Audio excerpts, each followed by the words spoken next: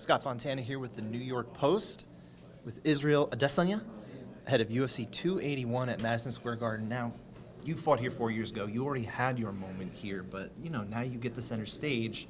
How does this, fight week feel different than the last time? It feels different because I removed myself from the vibe of the city.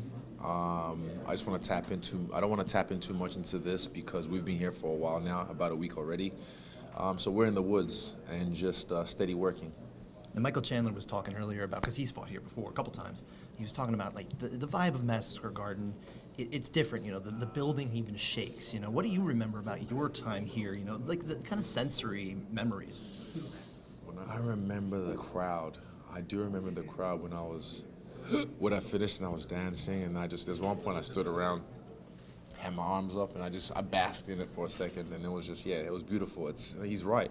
Everyone knows when you fight a MSG, it's a different feeling. Was that something you were kind of, you've had amazing reactions in different places, but is that like a feeling you kind of chase as well, like the crowd everywhere afterward, yeah? Oh, I don't even care if it's booze or if it's chairs, just the energy afterwards. It's a surge of it. I love that afterwards.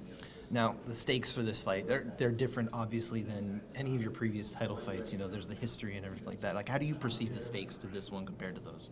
The stakes is heavy, it's heavy. Kickboxing obviously is not mixed martial arts. The striking is not the same. There's certain things that are going to work and certain things that aren't going to work. But Thank you. Break it down for some people who may not understand, like the certain things that do and don't work, or maybe just a different. The way you shell up, the way you defend yourself. The gloves, they're a lot bigger. These gloves I can find my target a lot easier with these, and I have more pop.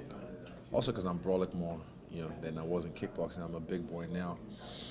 But the game's just different. The game's different. You can't be as stupid with your strikes and as inefficient with your strikes in MMA as you are in kickboxing.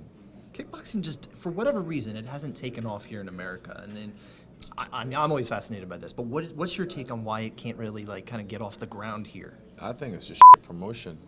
They just need to do a better job of promoting and also paying the fighters as well. That's one thing I remember from kickboxing. They didn't do is pay the fighters until 6 months later. So, promotion and also just, better business etiquette.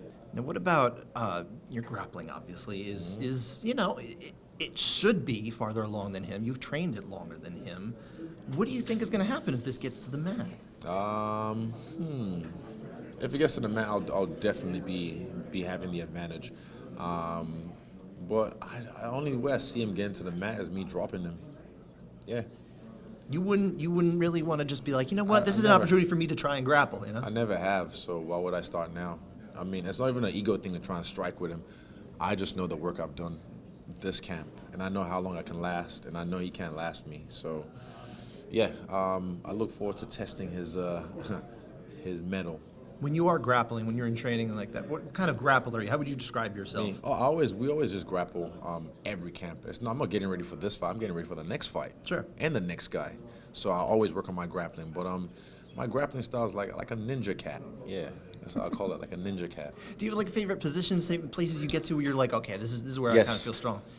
Could you elaborate? Nope, fair enough. That's I don't want these other guys to know. No, of course. But they'll find out the hard way. And obviously, this being the third fight between you guys, do you imagine there will be any scenarios where there will be more, or is this the last fight that you will ever have against Alex Pereira? I plan on closing the chapter after this. I really plan on closing the chapter, and stay tuned.